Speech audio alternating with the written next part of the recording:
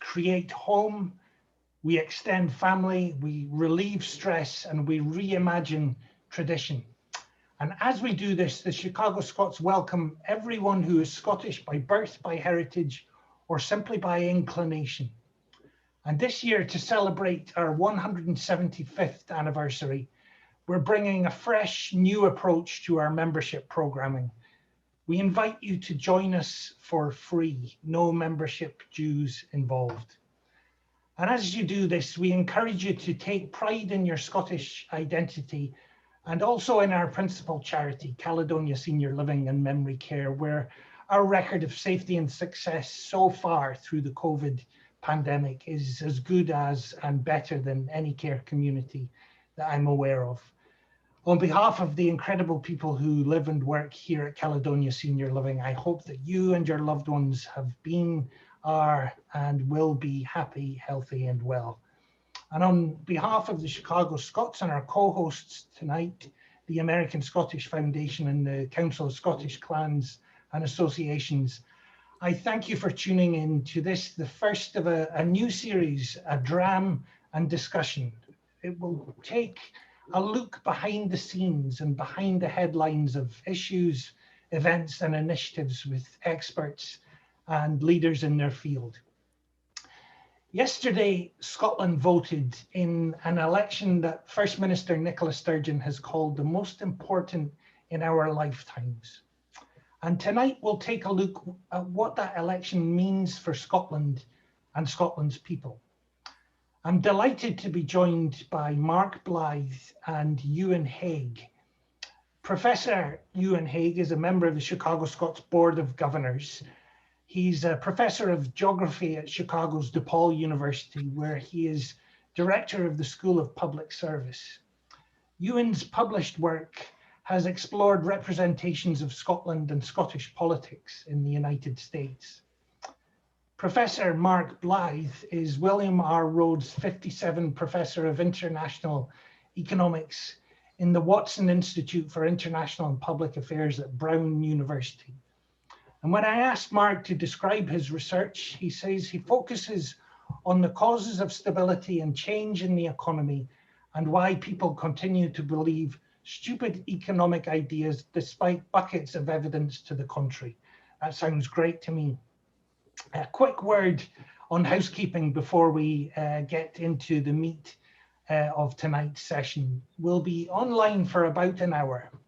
We'll spend about half of the remaining time on some questions that I have for Mark and Euan, and then the other half on questions that I hope you will ask by clicking on the Q&A button at the bottom of your screens. Your questions will be seen by the folks behind the scenes, and I'll ask them on your behalf. Now, it's important that I say this on behalf of the co-hosting organizations tonight, all of which are 501c3 not-for-profits and therefore cannot and will not take a view on politics, be they Scottish or United States politics, including and perhaps especially on Scottish independence. But we are committed to giving air to a fulsome examination of the issues, and therefore we've invited and encouraged Euan and Mark to speak freely of their opinions, which are theirs and don't represent those of ASF, COSCA, or the Chicago Scots. Now let's begin. Let's start by giving some perspective to today's election by placing it in the context of history. Where should we begin? 2021, 2014, 1999, 97, 79, 1707, 1603. Mark, I'll come to you first. Thank you for the bingo introduction. 1603, legs 11. So, hello everyone. Well, lovely to be here this evening. Right, okay, so put the brain back into action. Where should we begin with this? So, I was having a conversation with someone who is a fellow Scot, another economist, and he said to me the following: how difficult could it be? I mean, if the whole thing is about independence, you've got two medium-sized cities and a whole bunch of people, and nearly 70% of people live within this narrow belt between Glasgow and Edinburgh. And then you got a couple of other cities. One's kind of a resource town, and one's a sort of a rebuild, which is Aberdeen and Dundee. And you know, if you want to make that independent, less people live in Scotland than live in Brooklyn, New York. So how can it be that difficult? Now, at the same time, let's think about this one. The last time that Scotland was actually independent, the word capitalism was yet to be written down in a text anywhere. So it's been a long time, a very long time. So I think if you want to understand where this comes from, you really have to start at the beginning. Not in terms of what happened in 1707 or the 1800s directly or of relevance to the politics of the moment, but just in terms of thinking about this is something that's been joined to something else for a long time. And that thing that we call the British Empire, that thing that we call imperialism, that thing that shaped the globe through the 19th century, a couple of interesting little factoids. If you go to the main square in Delhi in India, the government quarter where all the sort of imperially built buildings are, it's called Macpherson Square. Basically most of the garrisoning of India throughout the entire occupation of the British Empire was done by Scots. I mean, we were part of the project from the very beginning. So the idea that like we are now separate, we are a different culture, a different community, that somehow we are different from them, is actually kind of a recent invention, by which I mean the past 50 years. So the history is incredibly important, and it should give us pause to think about what it means to be independent in the modern world, given such a depth of connection. But the real action, I think, really starts in the past 50 years. And at that point, I'm going to hand over to Euan, because he's somebody who knows far more about this stuff than I do. Well, again, I don't think that's true, Mark. I was going to put a different date on this, and that was the 23rd of June, 2016, which was the date of the... That'll do. It's within 50 years. That's within the last 50 years. That's the Brexit referendum. And I think that's the date of the Brexit referendum. I think further shone the divisions within the shone the light on the divisions within the United Kingdom, because of course Scotland voted 2-1, approximately 62% or something, to remain in the European Union, and obviously England and to a lesser extent Wales dragged the United Kingdom out of the European Union and basically set a series of dominoes that comes to the situation that we're talking about today. But I think also to give Mark's 50-year window credence, I think is certainly true, particularly since the 1970s. The modern Scottish National Party first has a member of parliament elected in 1967. That's when the Scottish National Party becomes a viable electoral, well, not really viable, it's very kind of hit and miss, very local. Very local electoral force in Scotland. Then obviously in 1974, there were 2 general elections, and the SNP did really well in both of those compared to how it had been just even 7 years previously.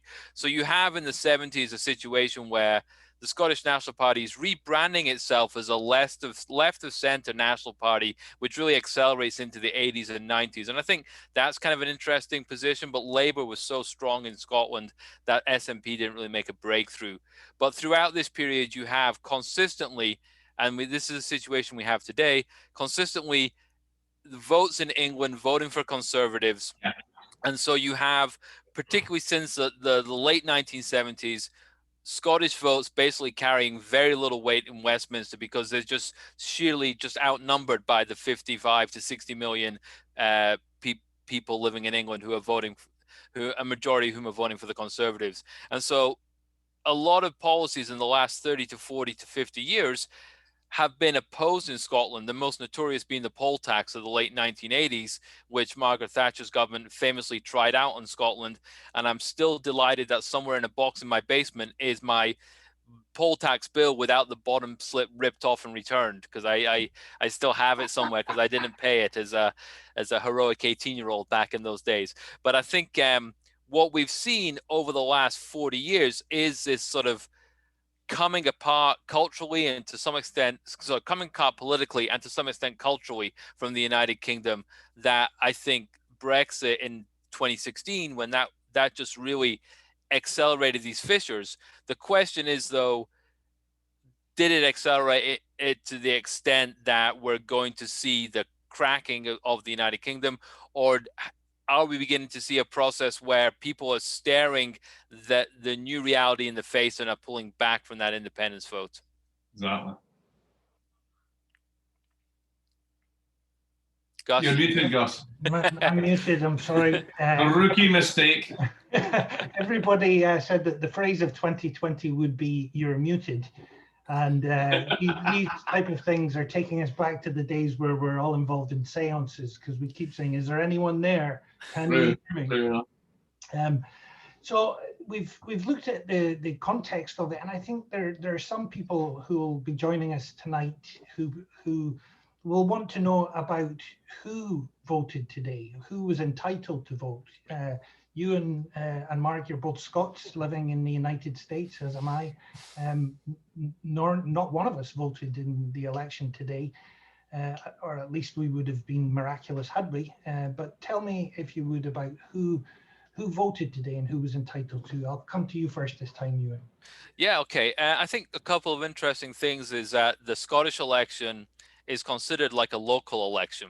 So as a British, I'm a British overseas voter, therefore I can vote in a UK-wide election, but elections to the Scottish Parliament are considered local, and therefore I can't vote. Who can vote in a local election in Scotland in a Scottish Parliament election, though, are 16 and 17-year-olds, which is a difference from the rest of the United Kingdom.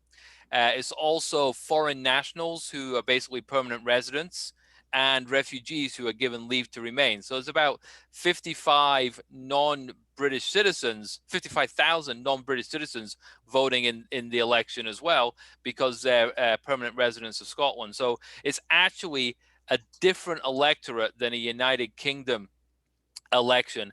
And the last Scottish referendum on independence in 2014 was also considered a local Scottish election. So again, it had a similar electorate. So it did not include the British overseas voters who could vote in a UK general election. So to me, this shows sort of like how this thing is very, very different, rather than sort of, sorry, my golden retriever, Scottish dog, has just decided to join the fray and investigate what's going on in my trash bin. Oi, out. Sorry about that. This shows me why it's sort of very similar but very different in a way, right? So let's think about it this way. If you're Thomas Paine, the great American patriot, the phrase is no taxation without representation, which is a great, wonderful way of thinking about who gets to vote. So obviously we don't get to vote. But at the same time, it's a local election. And local taxation is a very weird thing in Britain in general, from poll tax to council tax, all the rest of it. So then there's a residency requirement. But at the same time, the residency requirement really isn't enough, because at the same time, it's weird in that you're getting to vote in a national election, but you don't get to vote in this election, but it's about potentially the birth of a nation, right? So what this points to is how the British state, if you will, is just simply not built to handle this question. And if you want to think about the Conservatives' response to this in England, it's not like a knee-jerk reaction, although it may be in some quarters. It's actually partly this kind of difficulty of imagining within the constitutional framework how we even begin to address this question, which really brings us to exactly the point that Euan just said, which is, you know, if we're going to go one way or the other, how do we handle this? Well, Nicola may win a majority. It looks like they're trending towards close to this. The Greens may come in alliance. They may say, okay, we're going to do this again. And then Boris can actually just say, you're just a devolved parliament. This is a local election. No. Then you have to play another game. Where does that game go? Well, we saw what happened in Catalonia in Spain, where a whole bunch of people who kind of went a little bit too far for the Spanish state are now in jail or in exile. Not saying it's going to come to that in Scotland, but we're entering that territory. I think another interesting thing related to that, and this is maybe something, I don't want to jump the gun on your questions, but I think the demographic profile is interesting as well, because we see younger people tend to be more pro-independence than older people. I think, and this bears fruit from the last referendum in 2014, and also in all the polling. And opening the franchise, the SNP really pushed to open the electoral franchise in Scottish Parliament elections to 16 and 17-year-olds. And so, and just for people who may be not familiar, you can leave school at 16 in Scotland. The age of consent is 16 and so forth. So it's having 16-year-olds voting is considered they're already contributing to society. They're already reached an age of majority in so many other aspects of life. Why not voting is one argument. A cynic would say the Scottish National Party sees 16 and 17-year-olds as a harvest of pro-independence votes. But Right. I think one of the things that you could sort of see going forwards is as the generation shifts, if the kind of, I wouldn't say animosity, but the political differences with England continue, you're just going to see, I think, that attraction to younger people reach at some stage a critical mass in the next 10, 20 years. Just one little thing on that. So statistically minded people call this the difference between a life cycle effect and a cohort effect, which is a fancy way of saying Churchill's maxim of when you're 20, if you're not a socialist, you have no heart. And if you're 40 and you're not a conservative, you have no brain. And what's that about? And it was borne out in the last referendum in 2014, because what it basically showed was that people who are older have assets, right? So they care about the value of their assets. So if you're invested in British debt, for example, gilts, the last thing you want is your gilts to be turned into what was euphemistically called kilt-edge securities, because you're not entirely sure what that's going to be worth. Meanwhile, younger people, particularly, and we see this in the United States as well, are finding it very hard to basically form assets over their lifetime because they've got so much debt coming out of college, all the rest of it, and the wages are flat and all the rest of it. So what is it that they're looking at? They're saying, well, you know what? I don't have any assets. I don't have anything at risk. So why not try this? And that's a really interesting moment where that cohort effect is beginning to weaken and that generation effect is beginning to pick up. Well, I appreciated your picking up on those points, because that's the question that I had thought to kind of frame in exactly the way you've been describing it. Generationally, there is an article that was run in the Financial Times last weekend by Simon Cooper that looked forward to today's election.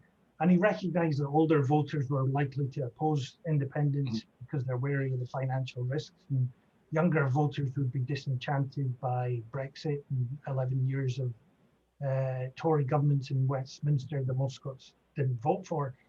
But he then quotes a grandfather who's trying to consider and view independence through the eyes of his granddaughter. And he uses the word legacy. And if independence is a legacy for future generations, is the larder going to be brim full or bare? Mark, I'll come to you first. The $64,000 question, isn't it?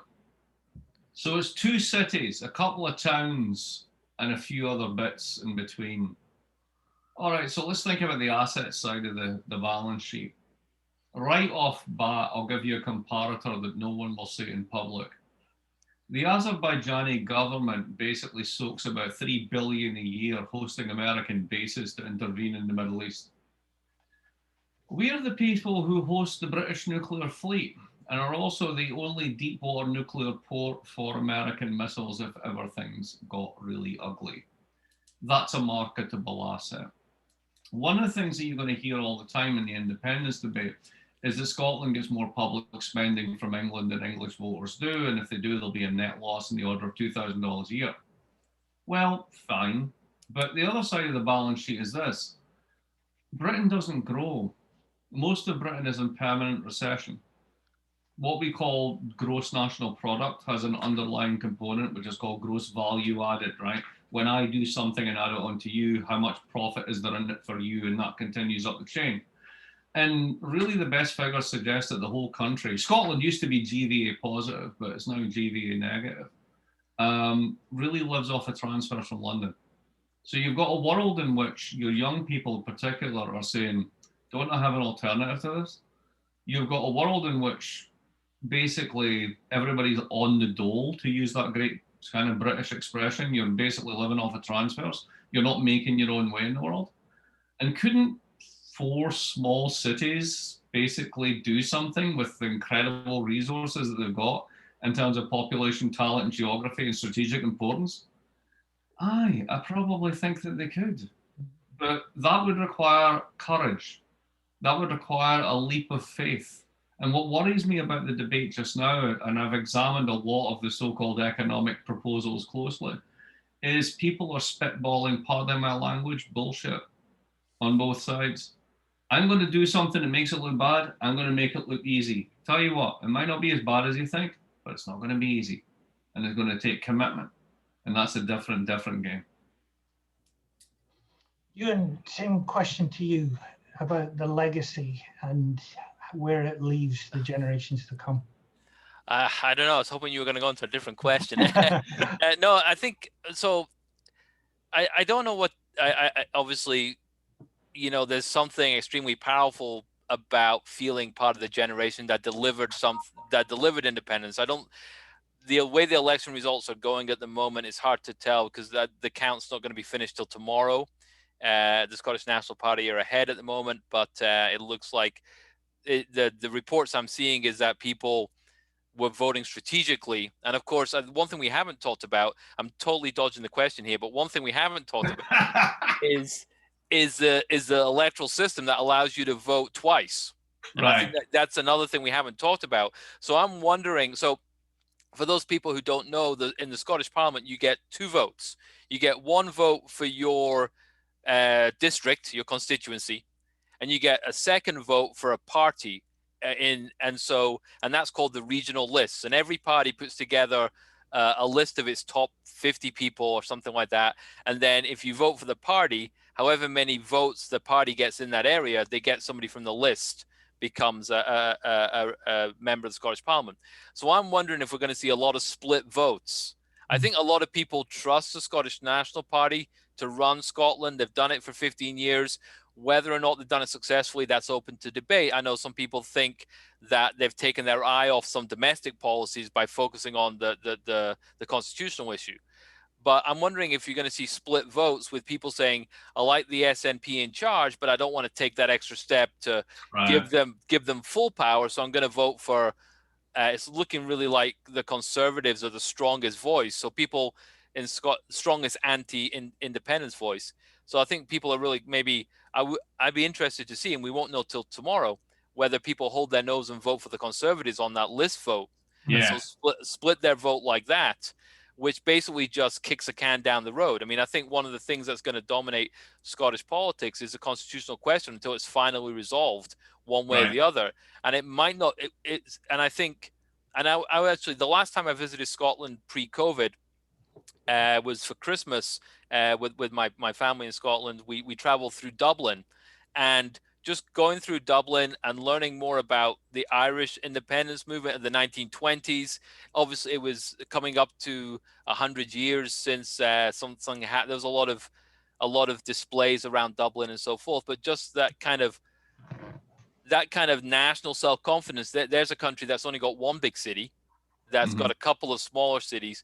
But I think, you know, and obviously the situation in Northern Ireland is far from resolved and is a whole different question. But you sort of see that kind of a cultural self-confidence. And I don't know whether the political leap of faith came first or the cultural leap of faith came first in the 1920s and 1930s. But it does make you sort of, I think Scottish eyes often look towards Denmark, Iceland, Scandinavia, Ireland as examples of small countries that could set a precedent. But the other difference is, I think the interaction between, as Mark said, the interaction between Scotland and England over the last over 300 years makes so many of those ties very difficult to undo. Very difficult. But there have, I mean, the other thing we didn't mention, back in 1707, Scotland retained an independent legal system. It retained an independent church. It retained an independent education system. So it was never fully absorbed as into the United Kingdom in the first place. What they gave away in 1707 was the stuff that people in 1707, you know, were devoted to their churches, their parishes, their local areas. They didn't care about the Parliament. That was something the rich landowners had. And I think, you know, that was what was given away. And the important stuff, the law and the church and education, were kept. And now, obviously, over time, the role of the Parliament and government has obviously increased hugely compared to some of those other institutions. So the ladder is already half full, and I don't know whether it's going to get fuller or emptier. I've got a feeling it'll stay half full for a long time yet. Thanks, Euan. That was a great way of coming back to the question. Well done, sir. I have a question that's come in online, and for those of you who are joining us tonight, if you would like to ask a question of Euan or Mark, please use the Q&A button at the bottom of the screen. A few months ago, somebody sent me a cartoon that showed a Scotsman and an Englishman walking in opposite directions, and either one was carrying a briefcase, and on one briefcase was written the word Brexit, and on the other was ex-Brit. And it spoke kind of volumes about the 2016 referendum that you had. Oh, there we go, Jack. Nicely done. In 2016, England and Wales voted to leave the European Union 53 to 47%, but in Scotland, the vote was 62-38 to remain. There's a question that's come in that is related to not just Brexit, but I think UK politics at large, about which I'll come on to a bit later on. But the question from Jim Stevenson is, how much has Boris Johnson and Nigel Farage impacted SNP support? It's a tough one. It's a tough one. So, yeah, I mean, if you want to take archetypal sort of like English people that Scottish people don't like, that would be them, right? I mean, let's be honest about it, right? Basically, you've got an Essex boy who ran the who worked in the London Metals Exchange. He was basically an elevated version of Del Boy, right? And then the other side, you've got you've got you got to explain these references, maybe, Mark. Well, anybody in this call might understand. If not, get a subscription to BritBox and watch Only Fools and Horses. Then you'll understand, right? Now, the other side of it, you've got basically someone who's basically a complete buffoon, the hair and the whole thing, right? And then why is that winning, right? There's a whole question as to why that's actually winning. That's definitely not winning in Scotland. How much of it is just down to them? I'd put it this way. You know that thing where you basically have a wart on your finger and you put the salicylic acid into it and you keep rubbing away every day and eventually it gets a wee bit sore and you put a little bit more and you keep hoping the wart goes away? That's a bit like their relationship that Scotland has to the British Conservative Party. And the trouble is the wart never goes away. It just comes back with an ugly new face. Mm-hmm. And that is definitely part of it. Honestly, I think it's a minor part of it. It's not about the rejection of conservatism. If you actually look at Scottish voters and voter behaviour, like everywhere, guess what? 1/3 of Scots are conservative. It's a fact. It's not a problem. They're your friends. They're the people you hang out with. There are 1/3 of them. They are actually not lefties. Amazing. If you listen to the SNP sometimes, you think the entire country was the most left-wing country in the world. Simply not true. But they are not attracted to that. They have conservative values and want to see those values actualized in an independent Scotland. And that's why you get that split. So it's less about the fact that like they represent conservatism and conservatism is these guys, and that just adds to it. It adds a wee bit, but it's because it's those guys. It's more about, no, you can be a legitimate Scottish conservative. And if you look at the polling results so far, they're polling above Labour, which tells you a huge amount.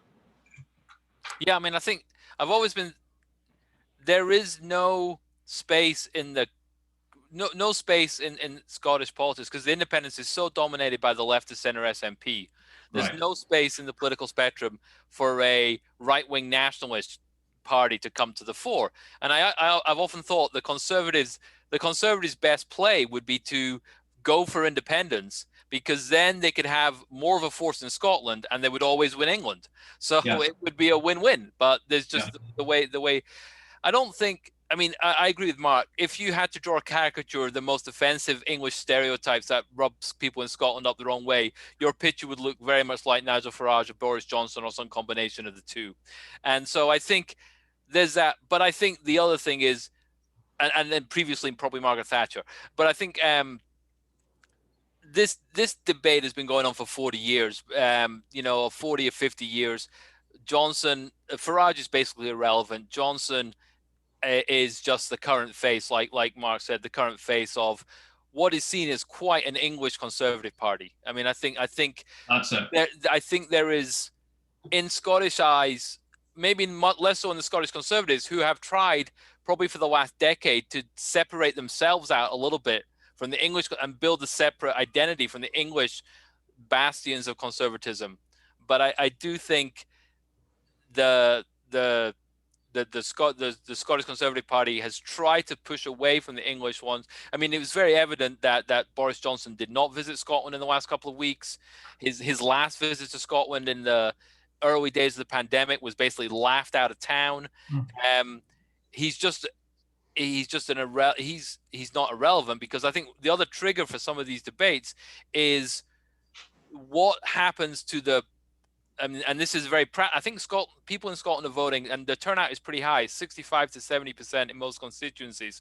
So people are really engaged. I think the other issue is, in the post-Brexit world, what former legislative powers that were in Brussels are coming back to the United Kingdom. And I think one of the issues is they're not coming back to Scotland, Wales, Northern Ireland. They're coming back to London and to Westminster. Right. And Just I think two bits on that. The first one is Boris has a phrase that was very powerful for locking in the north of England with traditional Labour constituencies, and it was levelling up the country. Yeah.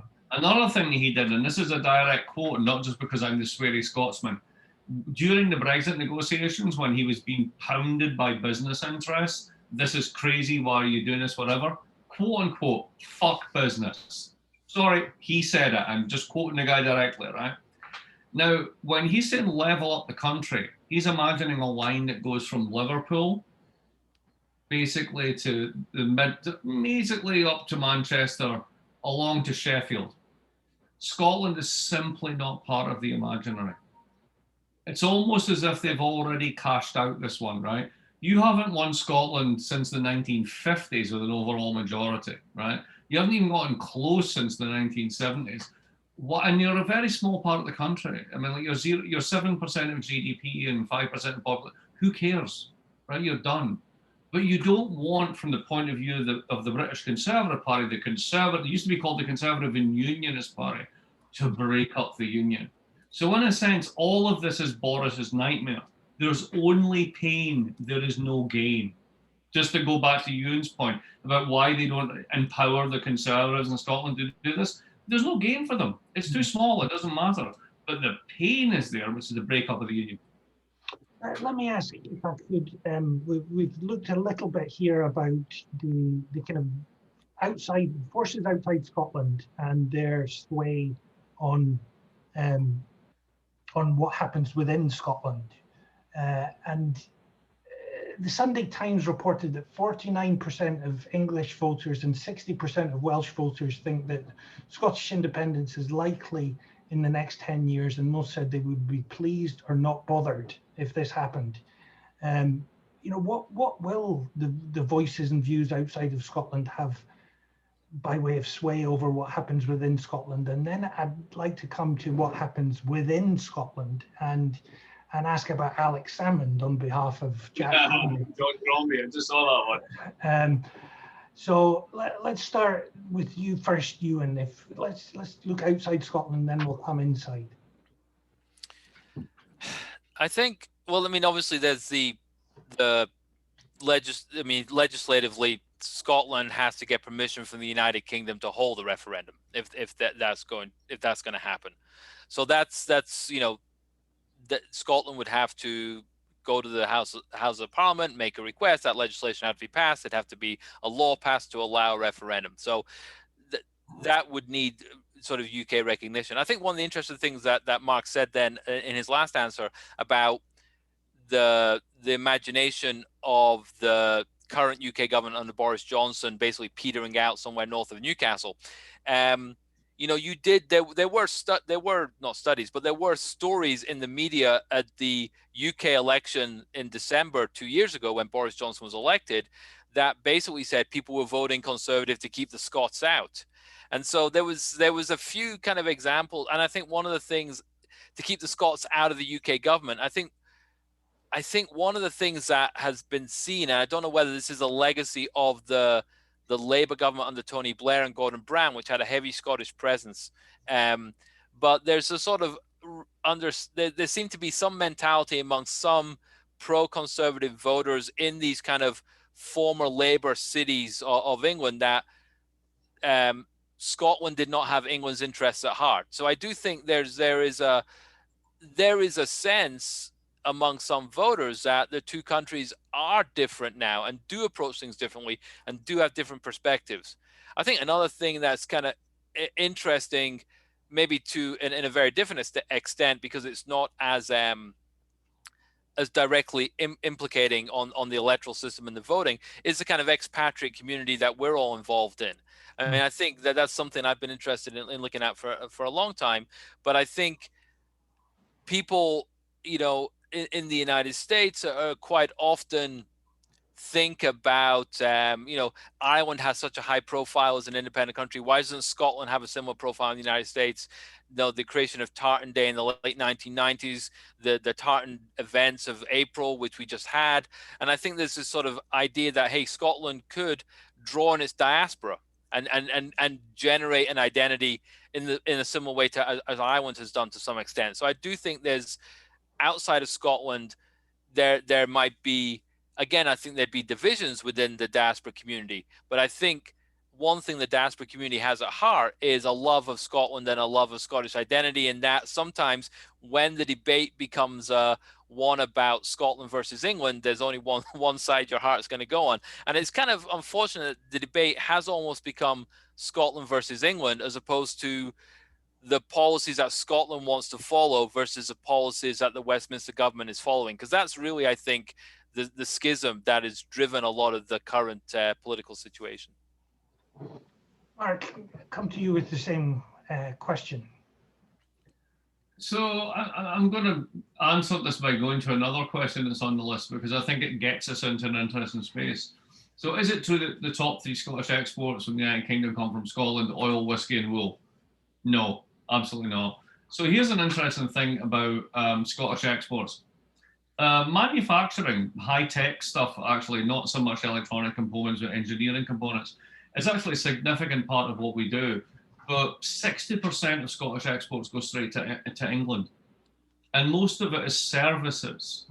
So that's kind of weird if you think about it. It's kind of like an Edinburgh solicitor working with a client in Manchester on a divorce settlement. I mean, because it's not haircuts, right? So what exactly are these things and how do you untangle them? These are incredibly interlinked economies, much deeper than what we're actually talking about with the EU. So the British economy as a whole is specialized, as all economies are these days, unless you're a massive economy like China or the United States. The United States can make its own citrus and make its own beef and make its own booze and make its own planes, guns, rockets, name it, right? But if you're a small open economy like Scotland or like Denmark or any of the peers that we hold ourselves to, you import most of that stuff, right? And that's a kind of a huge constraint on what you want to do, but it's also a huge opportunity if you think about it in a positive way. Because what are we, in a sense, being held back from doing because we're currently in this structure? And so much of this is about the uncertainty of breaking those bonds, right? What are the moments of risk? What are the moments of opportunity, right? And that's really what this comes down to. And to me, the true disappointment of all this, to kind of circle back to the question, is how this is not front and center in any of these questions. Because if you're really going to convince people who need to be convinced, because I don't think you can ever get the independence thing unless you've got 60% in the bag. You're not going to do this with 52 versus 48. It's not Brexit. That's why you get poisonous politics. You can't break up 300 years of union unless you've got at least 60% in the bag.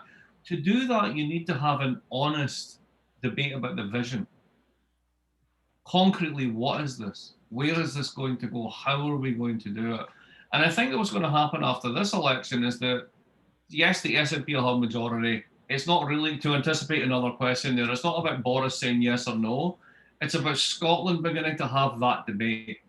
internally and work out, in a sense, who they want to be when they're a grown-up. Now, here's what I mean by that. Ireland, it was just mentioned. Ireland spent 50 years in poverty after 1923, after a civil war. They finally began to get their act together in the late 90s, actually the mid 1980s. And they became a rich country only after joining the EU. But because they do very special things to do with corporate taxation and being this kind of port of entry to Europe, and the fact that there's even less of them than us. Mm-hmm. So it's risky out there, but that's the debate that you really need to have. There's a few questions that I'd like to get to, but we've looked outside, and Jack Crombie, who is a member of my board, along with Euan, and the proprietor of Chicago's only and therefore the best Scottish pub, the Duke of Perth. Duke of Perth, yes. Asked a question about Alex Salmond, the Alba party, right, and his declaration of independence. Does anyone want to? Alex Salmond. Okay, so Alex Salmond. Salmond. First of all, no, clue me in. What's the Declaration of Independence? I don't know. I was going to give a history of Alex Salmond in 2 minutes. Can I do that? Go for it. Alex Salmond is an economist, Mark, right? And he was a bank economist. We look down on those guys. It's fine. So he was, a young active member in the Scottish National Party in the late 1970s, and he actually got expelled for being too left-wing. He ran a group of young radicals who basically were advocating for a much further left-wing Scottish National Party. Scottish National Party in the 1970s was a very different beast than it is today. He subsequently gets allowed to return to the Scottish National Party, becomes its leader, and with a guy called Jim Silvers really pushes this idea of the Scottish National Party becoming an alternative to Labour, and their phrase in the late 80s into 90s was independence in Europe. So embrace the European Union, move to the left of centre, but continue that kind of independence message. So to some extent, Salmond really drove the blueprint for the modern Scottish National Party, and obviously become subsequently First Minister of Scotland and SNP leader and into the first referendum in 2014. And then after the defeat of the referendum, he resigns. And then in the last few years, he's been accused of and acquitted of various charges of sexual harassment, and the role of Nicola Sturgeon, the current First Minister, in what did she know and when did she know it, has become a subject of a number of internal inquiries. But what has happened recently, Sturgeon, and there's obviously a big profile of Nicola Sturgeon in the most recent New Yorker, which gives you her kind of background and history. Sturgeon and Salmond have kind of become separated now, become politically separated from each other when they were a partnership for the best part of the early 2000s. And Salmond has now set up this political party, Alba, with the idea that he can run on the regional list, which I mentioned earlier. And to answer a question from the chat earlier, there's about 8 or 9 constituencies in a region on the regional list. And the idea is that if you can get enough, so Salmond's argument is, hey, I'll pick up those second votes so people can vote SNP on their constituency vote and Alba on the second vote, and I will be elected into the Scottish Parliament. I got a feeling that the SNP is so strong and so dominant that Salmond is seen. I've got a feeling he's going to come out of this looking like a bit of a spent force. I don't think he has the power and authority. He has the incidents with the women and the harassment for although he was acquitted, I think it left a nasty taste in a lot of people's mouths. And I think he although he does seem to have garnered some support from his immediate peer group and followers within the Scottish National Party, whether that can translate to any electoral appeal, I don't think so. Mark, anything you want to? No, I have nothing to add. Apart from, what's the declaration? I mean, has he declared independence? I mean, what does that mean? I'm not sure. I would never dare speak on Jack's behalf. His declaration of independence. I mean, like, I'm quite sure. So I'll tell you a wee funny story about this. When the whole trial and all that stuff was going on, Salmond was quite clear that he was going to be acquitted. And he wrote to his publisher because he was writing his memoirs. And the publisher was like, well, you know, if you get convicted, this is going to be kind of terrible for us. And he's like, no worries, like none of it happened. I'm going to be totally acquitted. But I'm going to write this book about how I've been fitted up. And apparently, he's doing this. Now, he was originally the constituent member for Banff. So in the publishing world, this book was known as Mein Banff. I think we need to move on. You heard it here. I can't be quoted. I'm just telling a story I heard. Enjoy it. It's fine. We're coming up to just nearly 10 minutes to go, and I see there's one question here related to, we've covered Europe, we've covered England, we've covered internally to Scotland, and of course the Canadian question has come up.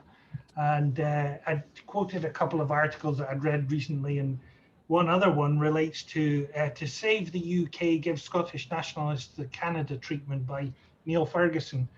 Yes, that was a belter. Yes, that was a good one. But the question that we've been asked here is, having been brought up in Canada, I see a number of parallels between Quebec separatism and Scottish nationalism. After 40 years, most Quebecois have figured out that staying in Canada is far more attractive idea than being an independent nation state. Ultimately, I think it was a piece of Canadian federal legislation called the Clarity Act that laid out legal paths for achieving independence and also made the costs and risks apparent that took the air out of the separatist cause. How does the Canadian experience inform the Scottish one? You want to go first, Euan, or? I have I think firstly, the Canadian federal system is very different than the United Kingdom. I think the provinces and how the Canadian federal system is structured, not as much gets routed through Ottawa as gets routed through London. And so I do think the provinces are functionally, it's a more federal system than the United Kingdom. I think the provincial leaders functionally have more local authority than the devolved parliament. So I think there's a functional difference. I also think the Quebecois case saw the demographics moving in the opposite direction. I think whereas, as we talked about earlier, younger people in Scotland tended to be more pro-independence. One thing that we saw in the referendums on independence in Quebec was it was recent immigrants who were pro-Canada and older, wider residents who were more pro-Quebec separatism. And I think as a result, the demographics were shifting towards more Canadianness and less separatism. I'm not sure we see quite the same dynamic in Scotland, Mark. I don't know what your knowledge of, and that basically exhausts my knowledge of Canadian politics, and I'm happy to defer to Mark on this one. So with my expansive knowledge of Canadian politics, which you'd be surprised by. So one of the great phrases, and a very few great phrases from a Canadian Prime Minister, some of us may remember, called Brian Maloney, who was known as Brian Baloney. He was presiding over what were called the Lake Meech Accords, which were the discussions of the separatists, etc.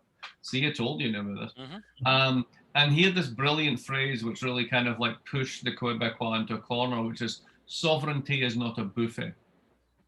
You can't just help yourself to the bits you want, go on, sod off, right? And the 2014 problem was that Salmond treated sovereignty as a buffet. We'll have the pound, we'll do this, it'll be great, you'll pay for this, it will be fantastic, right? Doesn't work like that. You're on your own or you're not. And what you see now with the SNP over the past several years, through the stability and growth research project that they did, etc., and various other things, they're a lot more serious about thinking this through. But they're still basically partisan. They want it to happen. It's not a neutral accounting, right? So to go back again to this earlier thing that I said about Ireland, right? Look, Neil Ferguson is right in the following sense. If anybody is telling you that Scotland breaking off from England and doing a radical diversion into an entirely different set of economic policies is going to be easy just because you magic up something called the Scottish pound and distribute it liberally. No, there are loads of Latin American countries that have tried that and it's ended up badly. Doesn't mean you can't do it. Just means that it is a generational project. One way to think about it is this way. If Brexit has all the bad effects that people think it does, and personally I'm somewhat skeptical about the level of the bad effects, and I think it rebalances quicker than people think.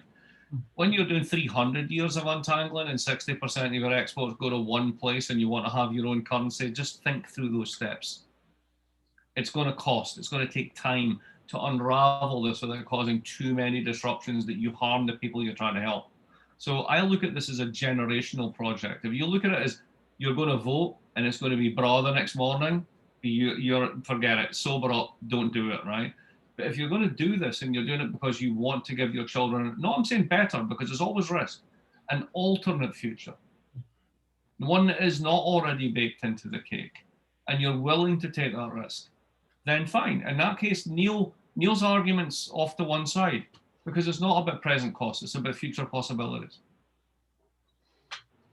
Thank you, gents, and thank you, Bruce Beavis, for that question.